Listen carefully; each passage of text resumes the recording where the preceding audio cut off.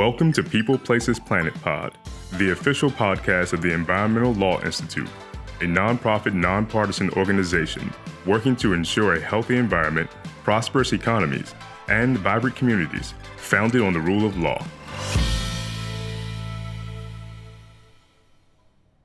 Welcome to this week's episode of the People, Places, Planet podcast series. My name is Heather Lutke, and I'm a research associate here at the Environmental Law Institute, or ELI. ELI has partnered with Sidley Austin LLP to launch the second season of the podcast series entitled The Enforcement Angle. Through this series, our goal is to discuss state and federal enforcement of environmental laws and regulations with senior enforcement officials and thought leaders on environmental enforcement in the United States and globally. Today's host is Nicole Noelliste. Nicole is a managing associate in the environmental practice at Sidley Austin LLP. On today's episode, Nicole speaks with Matt Tejada and Tai Lung of the U.S. Environmental Protection Agency's Office of Environmental Justice about the newly updated mapping tool known as EJSCREEN 2.0. Mr. Tejada joined EPA in 2013 as a career senior executive and director of the Office of Environmental Justice. As director, Mr. Tejada leads the Environmental Justice Program's cross-cutting work throughout the EPA and across activities with other federal agencies, states, tribes, local governments, and other stakeholders.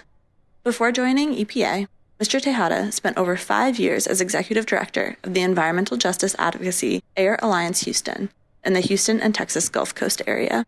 Mr. Lung has worked on mapping, partnerships, and policy in EPA's Office of Environmental Justice since 2012. His work focuses on the development of policies and tools that address low-income and minority populations affected by pollution.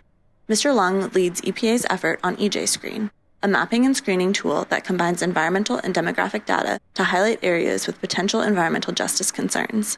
He worked on environmental justice and Superfund issues in EPA's Office of Land and Emergency Management from 2008 to 2012. Thank you so much, Matt and Tai, for joining us today. I've taken a look at the tool, and just congratulations on all the work that you've done to get to this stage with all the new updates. And thank you for your time today for joining us. Absolutely. We're glad to be here. So we have a couple questions about the new EJSCREEN 2.0, the update to the prior EJSCREEN tool that was rolled out in 2015. The first thing that I wanted to ask at a very high level is, what are the major differences between EJSCREEN 1.0, as I call it, the prior EJSCREEN model, and the updated EJSCREEN 2.0? Tai, I'll ask you to answer first. Really, the big change for EJSCREEN 2.0 was the interface change. Prior to this year, we had wanted to make some changes to the interface, but we've always been running EJSCREEN on such a shoestring budget that we never really had the funding to do some bigger changes. And as a result, the tool was 10 years old. We put it out internally in the agency in 2012. And so it looked a little bit like a tool that was 10 years old. On top of that, some of the functionality was a little bit buried. The maps, you had to click a few different clicks to get to some of the maps. That is really some of the key function of the tool, and we wanted that to be right up at the front. We had some of these really advanced features that were kind of right alongside the maps that were some functionality that some of our really advanced users used, but a lot of folks never really touched some of those functions, things like the ability to import shape files. And so we wanted to put those in more of a toolbar. So we really tried to center the tool on some of those majorly used functions. On top of that, we did do some other substantial things, and that's the addition of some new layers. There were a bunch of data sets that we couldn't get at the available resolution that we wanted to prior to last year. So we pulled in some new data on health for the first time. That's something that people had been asking for a long time. We pulled in some critical map services or critical services for communities. And then we also pulled in some new climate data. So I thought those were some of the really big changes that made EJSCREEN 2.0 different. Matt, is there anything else you would like to add? One of the things that it's important for folks to understand is ever since we released the tool, the top request we received year over year was health data. Probably the second top request we received was climate change data. But one of the things about EJSCREEN that is really tough on our end of having to actually manage the tool is we have two very competing priorities in EJScreen. One, we need data that is consistent across all of the United States, including territories, outlying areas, the Caribbean, and even the data we have. Some of it starts to feather out once you leave the contiguous 48 states. But we need nationally consistent data, but we need it to operate at a really fine geographic scale. Most of EJScreen operates at the block group level, and there just are not many data sets in the United States that answer those two requests. So people will see really exciting data about different things affecting communities with EJ or different health outcomes or things with climate. But those things most of the time are not anecdotal, but they're not covering the entire United States at a fine geographic scale. So when CDC released some new health data a little over a year ago, we knew immediately that was going to be our best chance to finally get some health data into EJScreen. And as climate data continues to get better and better with greater coverage across the entire United States, we are constantly out there scrubbing and looking for, or when we get a request in from a user inside or outside of EPA, we almost always write immediately back and ask, do you have access to data that does that? We'd love that. We totally agree with what you want to do here. Do you know where we can find the data that will allow us to do that? Right. And Matt, you talked about the block level. For the common person listening, what's the scope of a block level? To be clear, EJScreen operates at the block group level. So the finest scale of geographic resolution that the census uses is the actual block level. And that is literally like a block, walk around the block. That is the scale that census operates at. We cannot access and use that data publicly because once you get down to that level of spatial resolution, you can start to guess what's going on with your neighbors, right? You can start to get at personal information. So the finest geographic scale that census provides publicly is the block group, which is essentially 3 or 4 or 5 blocks together. It's typically around a couple thousand people, and that varies. There are some block groups that have fewer than 2,000. There are some that get way above for whatever reason, like a military base or a university. But typically, EJScreen is at that block group level, and that is a level of spatial resolution that very, very few mapping and screening tools of any stripe operate at. EJScreen is really operating at a very fine level of granularity. This is really helpful. Thank you for these high-level aspects of the EJScreen 2.0. My next question is, how does EPA as an agency plan to implement the use of EJScreen 2.0 across agency functions, programmatic, enforcement, etc.? Can you talk a bit about that, Matt and Tai? One of the things that we're really looking forward to in this administration is that for the first time, we have been able to draft an entire section within the heart of our multi-year strategic plan at EPA. And that's a really boring, unsexy thing to talk about. But for us bureaucrats, the fact that we have been able to draft an entire chapter in our strategic plan is monumental. Because that multi-year strategic plan, that is what the entire agency looks at in terms of determining year over year, what do the 16,000 people at EPA have to focus on? It determines what sort of requests we make in the president's budget up to the Hill. It determines what sort of deliverables people commit to do in their annual performance appraisals that then determine if they get raises or bonuses or promotions. So for the first time, we've been able to put in this multi-year strategic plan commitments around things such as each program is going to develop a policy related to their program's use of EJScreen. And even in that, that's a really important thing to point out. EJScreen isn't an easy button answer tool for EJ. It is a very broad, very flexible, very transparent tool that allows the user a lot of power to access a ton of data in a very tangible way to start to understand equity and justice issues on the ground. And the way that our Superfund program potentially uses it is very different from how our enforcement program uses it. It's very different from how our emergency response program uses it. So for the first time ever, we've made the commitment that every program across EPA is going to write down on paper, here's how this program is going to use the tool. That's really going to help develop at EPA just a deeper and deeper level and a more consistent level of use of the tool across all of our programs. And what that means is that we're going to have a much more fundamental, consistent starting point that everyone across EPA is potentially going to have. They're going to have to go to EJScreen with whatever they do. They're going to have to think about EJ in everything they do. And EJScreen provides them a really meaningful, data-rich starting point for whatever sort of EJ process or investigation or research or engagement that they need to pursue for their job. And just to clarify, the tool that we have as outside agency users is the same tool, the exact same tool that the agency uses internally.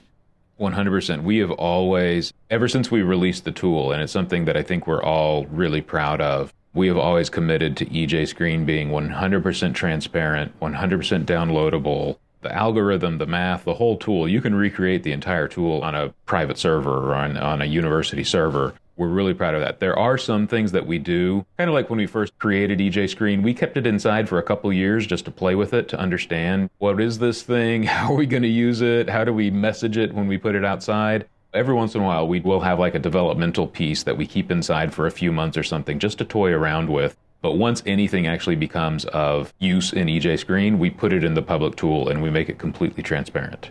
And Tai, you touched a bit on the new additions to the tool.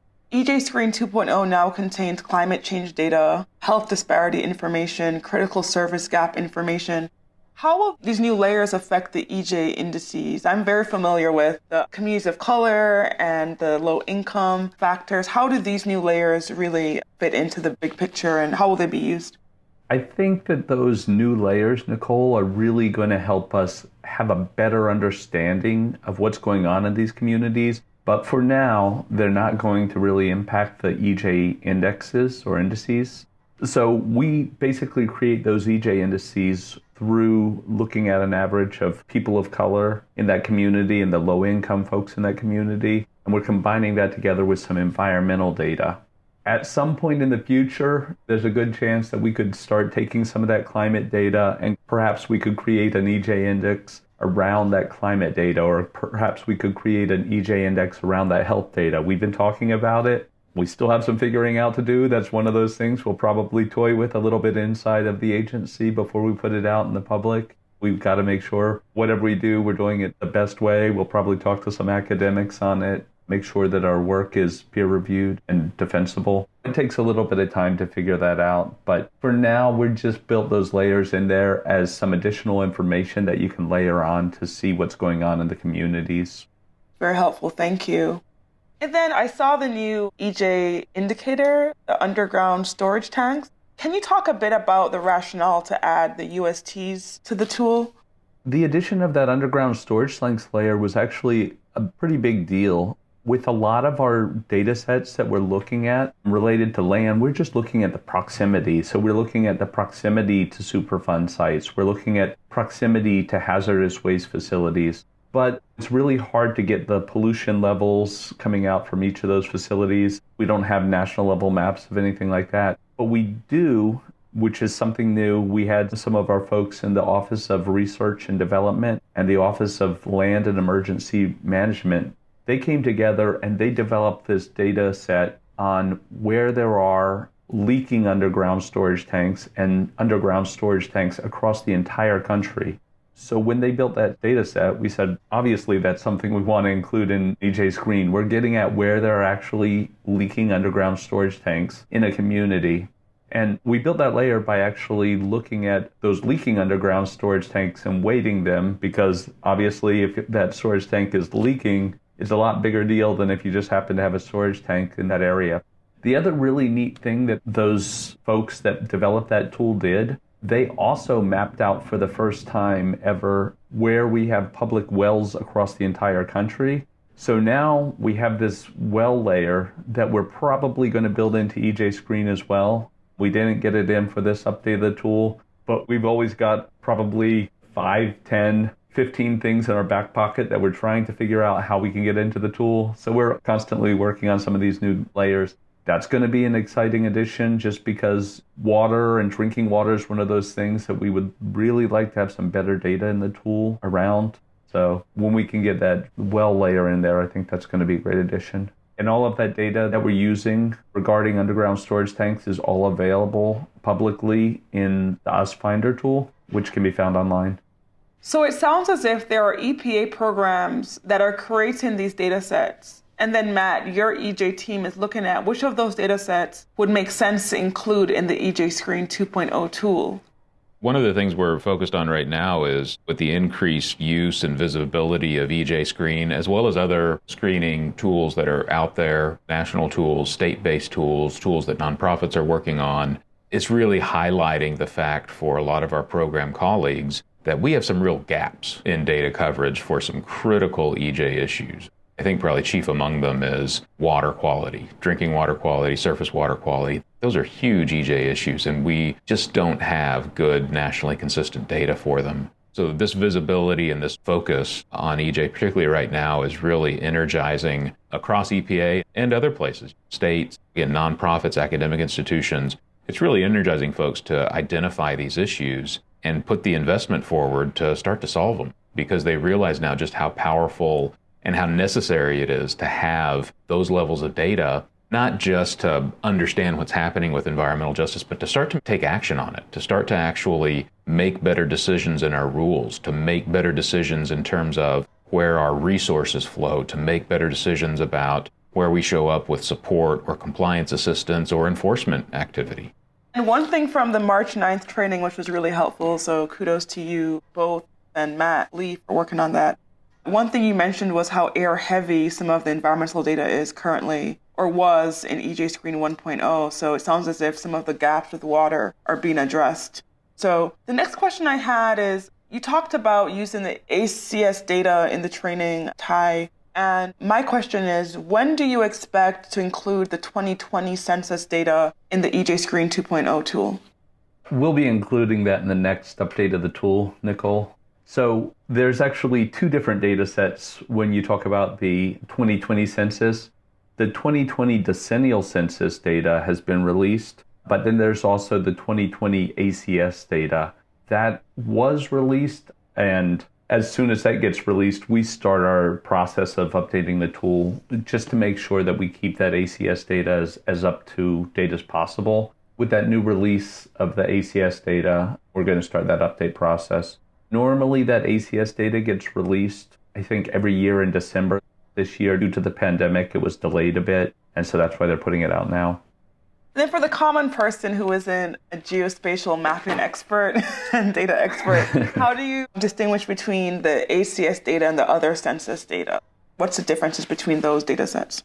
The decennial census is probably the best census in that it has the largest sample size, but it only happens every 10 years.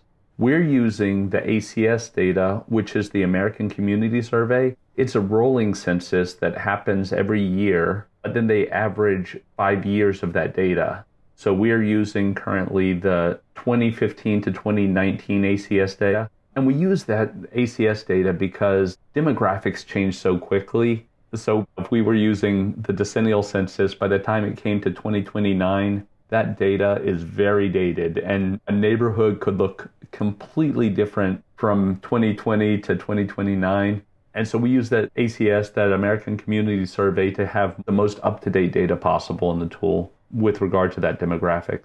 Thank you. Demographic, they really change a lot, especially in Washington, D.C. A community can look very different in a matter of years, depending on what part of the city you're in. Yes, it can. That's a good point.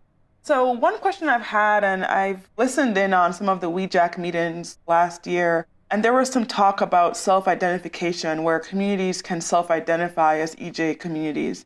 Matt, is that something that's currently available in the tool? Or do you plan to build into the tool the opportunity for a community to say, hey, for these reasons we believe we're an EJ community, can we also be included in the tool as such? Just to be clear, EJSCREEN does not identify EJ communities. And that's a common misperception that a lot of people have when they start using the tool. EJSCREEN does not draw borders around people's communities and label them one way or the other. It presents a lot of data relevant to environmental justice issues at a very fine spatial resolution so that people can do their own analysis and can start to use that data very quickly to inform what is potentially happening on the ground. And we're very careful. Ever since we've launched EJSCREEN, we've been very careful to consistently message that everything you're seeing in EJSCREEN is a potential. We use a lot of proxies for things that we don't know, like lead paint, right? We don't know where lead paint exists in people's houses. We don't do an annual survey of lead in people's houses.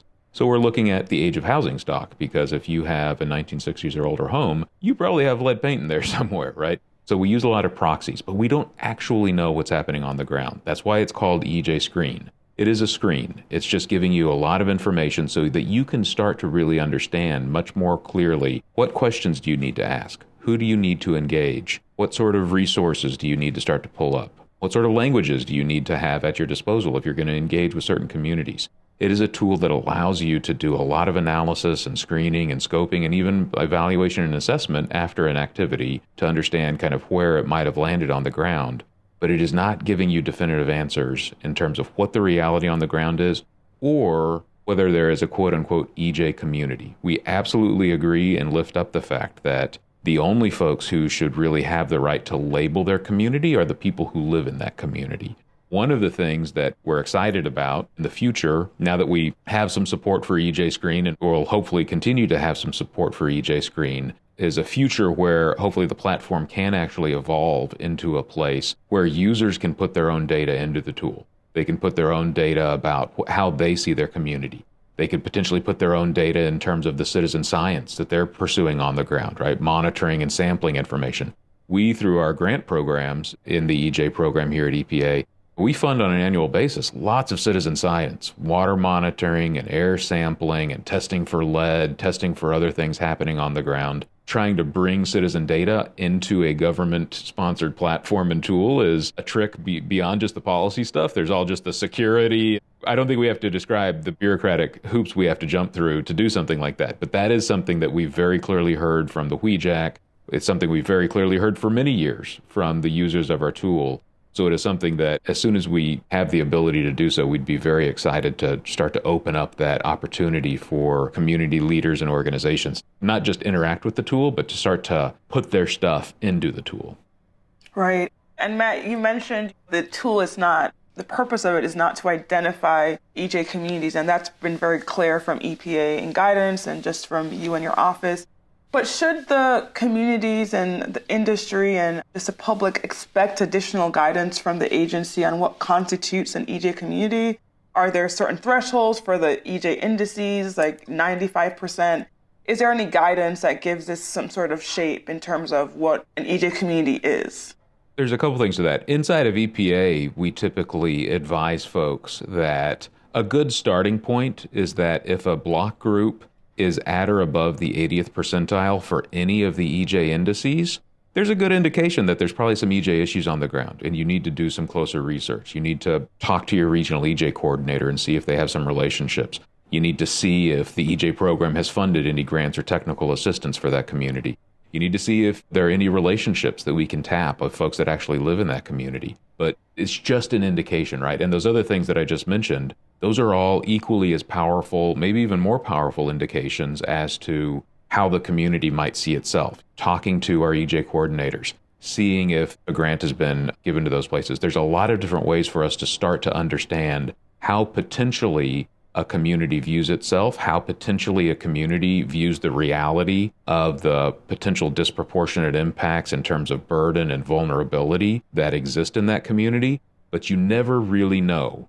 You never, ever really know until you get on the ground and hear it directly from the community. And everything we do and everything we advise is to get programs at EPA, programs from state or tribal or local governments, or folks in business and industry. None of us are going to give you a definitive answer to these things. None of our tools are going to give you a definitive answer for these things. You have to meaningfully engage the community to find those answers. It's very helpful. Thank you. So prior to my time here at Sidley, I was an attorney at the Nuclear Reg Commission for 3 years and 9 months. And there we looked at the EJSCREEN tool sometimes. I know my FERC colleagues did as well. I know that this tool is used by other agencies, independent and executive agencies.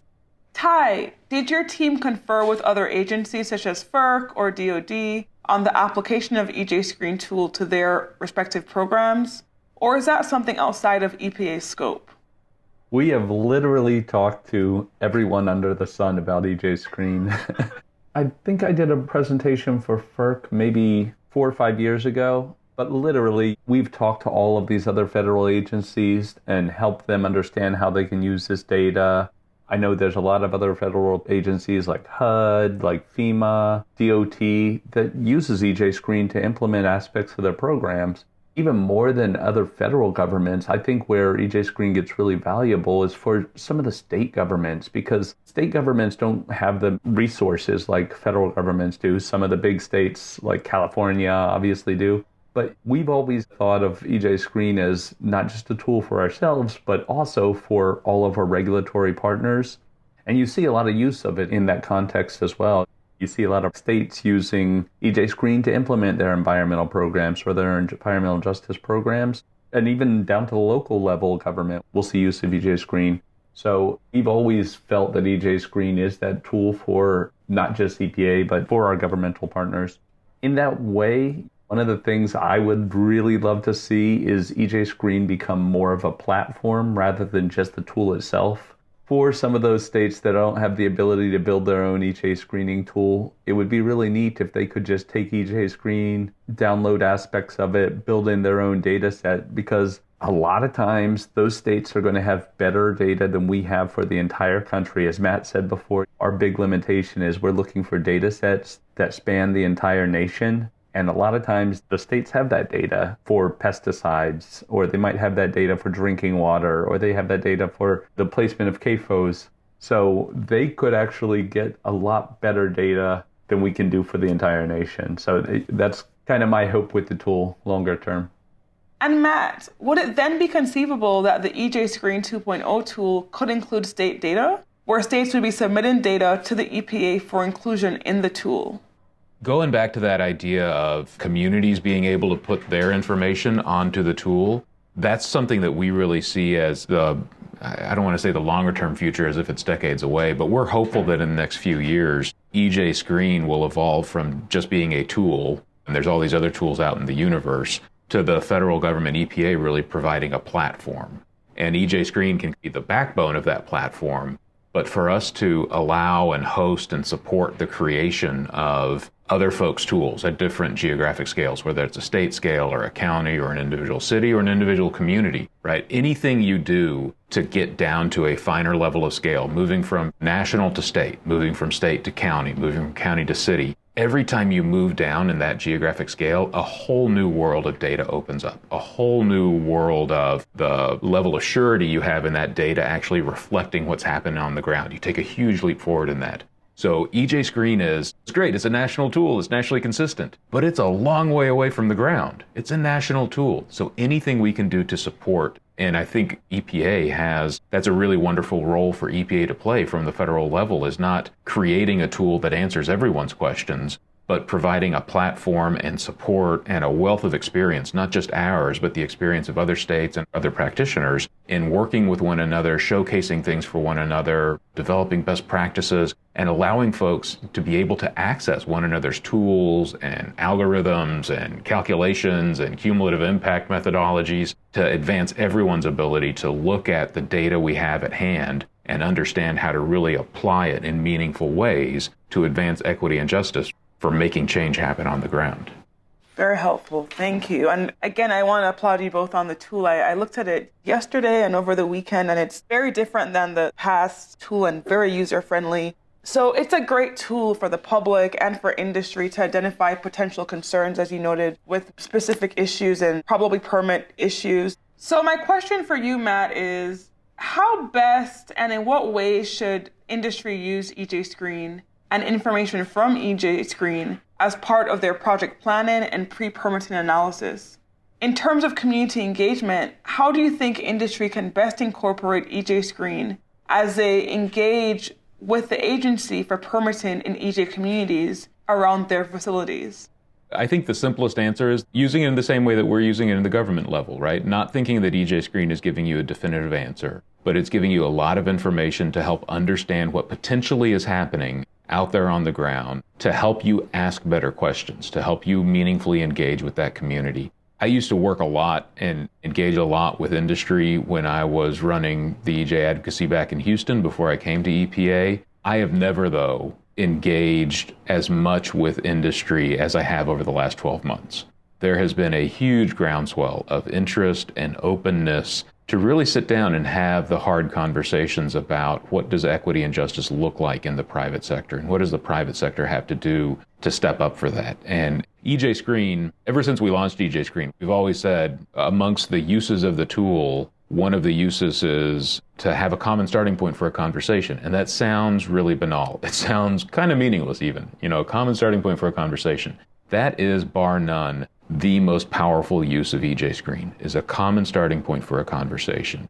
And throughout all the engagement I've had with folks from the private sector over the last year, to really highlight the fact that if business and industry, if the private sector really wants to understand how to actually advance equity and justice from their perspective, from their place, EJScreen is a great tool to help them understand what is potentially happening on the ground. It is a great tool for them to help understand what better questions to ask, really informed questions about the potential realities of equity and justice around their facilities, around their operations. But they have got to commit, not just to engaging, but to investing in the practice of environmental justice within their companies, the same way they invest in lawyers to do the lawyering, the same way they invest in engineers to do the engineering.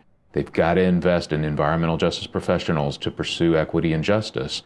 And they have got to commit to actually forming sustained relationships with the communities they are impacting and show up not just as a good neighbor buying football jerseys for the local high school, but showing up as a member of the community whose fate is bound up in the future prosperity of that community. And that means not just showing up when it's a matter of the emissions from their fence line or a monitor or a permit that's coming up for renewal, but showing up when that community needs a new bus stop put in. Showing up when that community needs access to better health care. Showing up when that community needs access to better healthy foods, or when they're having climate change issues, when there's flooding, or when there's other sorts of effects from heat or wildfire or drought.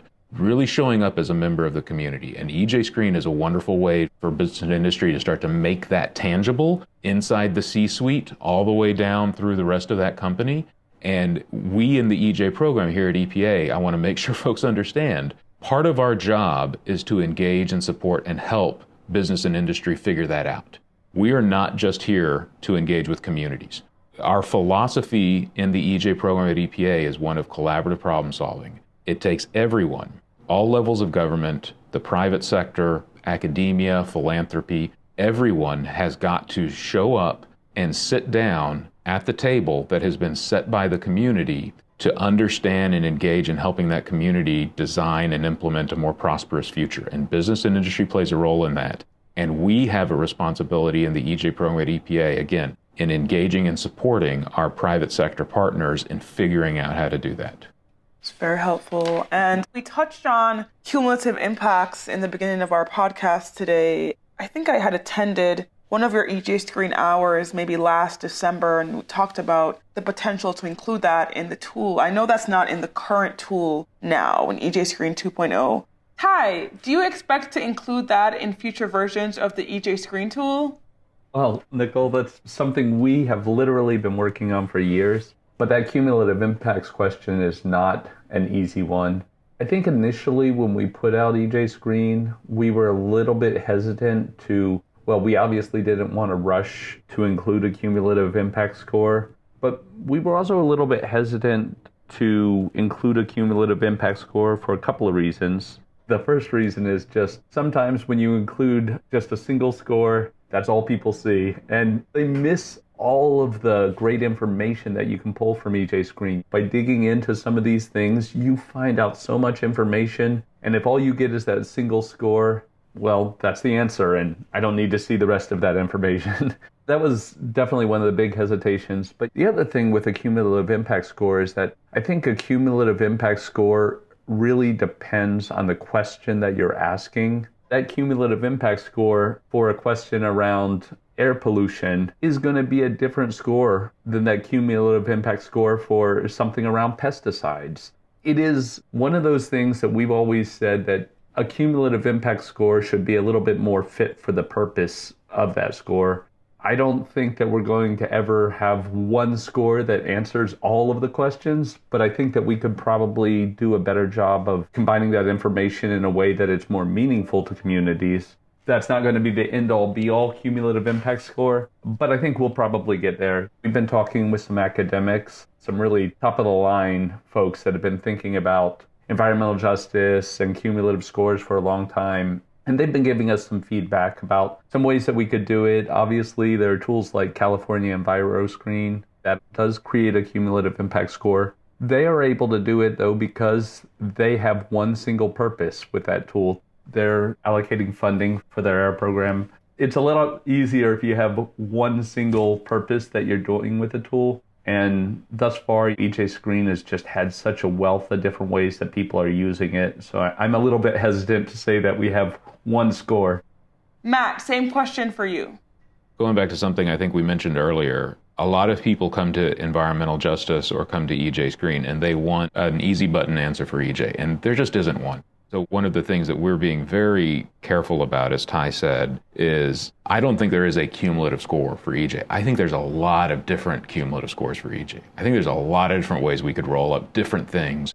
The most important part of it is, what question are you asking? The Climate and Economic Justice Screening Tool has kind of a cumulative map of the United States. It's not a cumulative score, but it's kind of a cumulative map using a lot of if-and statements.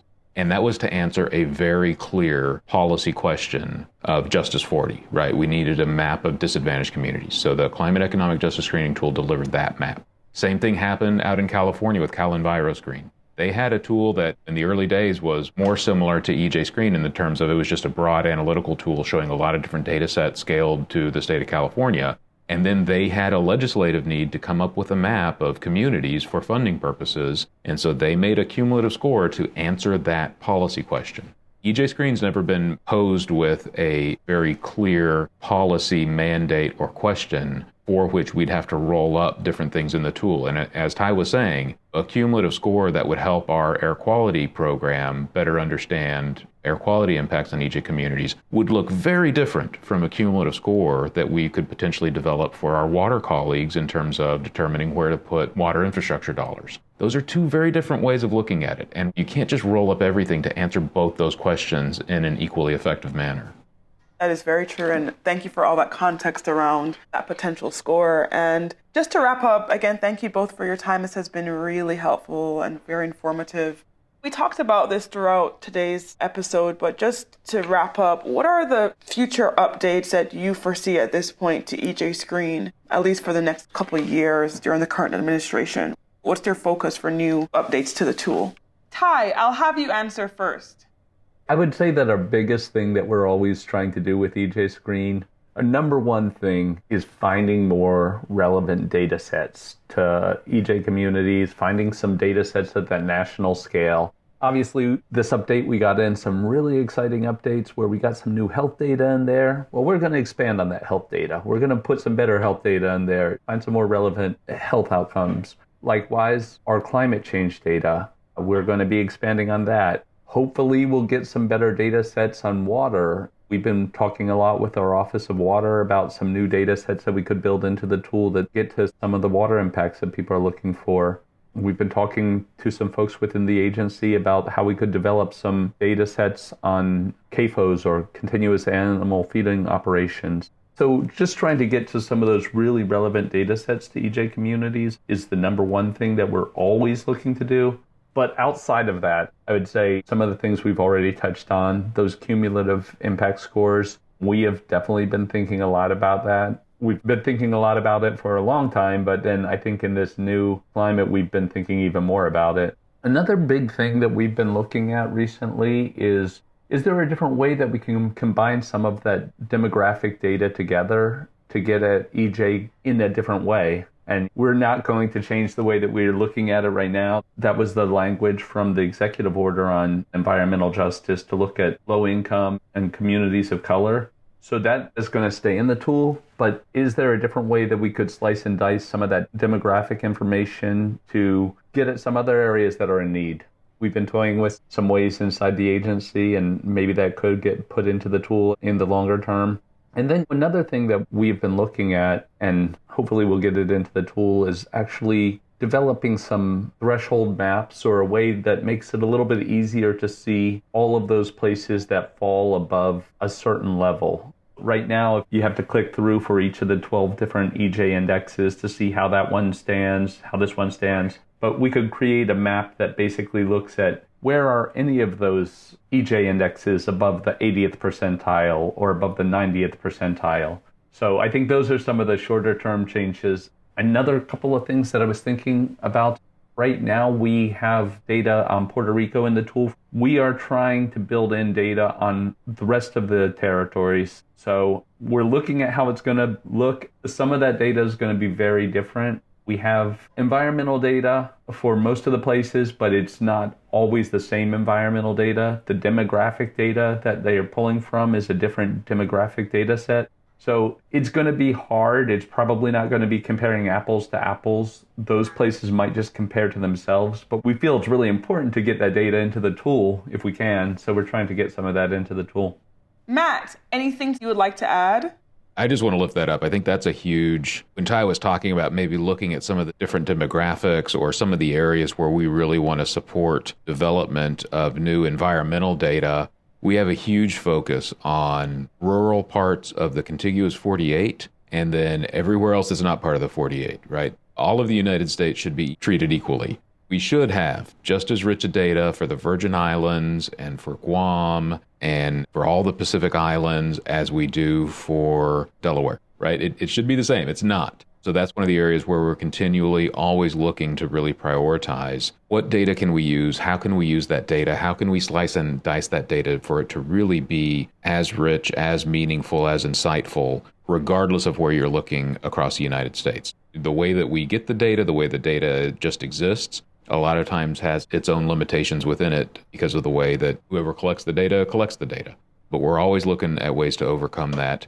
And just in general as well, I mean, a lot of what is happening in the overall tool EJ screening space right now is hugely exciting. And it's something that we, of course, have been a part of ever since before EJScreen was released. Our constant engagement with other federal agencies, as Tai was saying earlier, with states, with local governments, with communities on the ground, with different sorts of users, folks way outside of the environmental space, right? Local planners, health departments, academic folks. Like you asked earlier, business and industry, all of that has gone to inform what we do with EJScreen every single year. Every enhancement, every change, every slight tweak we make behind the scenes on the tool, it is all based upon what our users give us in feedback, what they ask us for, what they're saying their needs are. We're going to continue to do that going into the future. Everything we do in EJScreen is going to continue to be based upon what our users need us to do. And that's kind of scary and thrilling at the same time because the interest in and demand for this sort of information is going off like a rocket. There's such an increase in attention and demand and want and need for this. So we're excited for it. It's a little bit scary about the level of things people are going to ask us for pretty soon over the next couple of years. But we're going to do everything we can to meet the demand and continue to make EJScreen as well as anyone and everyone else's tool as good as they can possibly be. That's awesome. I just want to thank you both again for your time and congratulations on this upgrade to the tool. It's tremendously more user-friendly and I look forward to using it in my matter. So thank you so much. Thank you for having us. Thanks, Nicole. Thank you for tuning in to People, Places, Planet Pod, brought to you by the Environmental Law Institute. We would like to hear from you, so please send us your questions, comments, and ideas to podcast@eli.org. And if you're interested in learning more about our work, attending one of our events, reading our publications, or becoming a member, please visit our website at www.eli.org.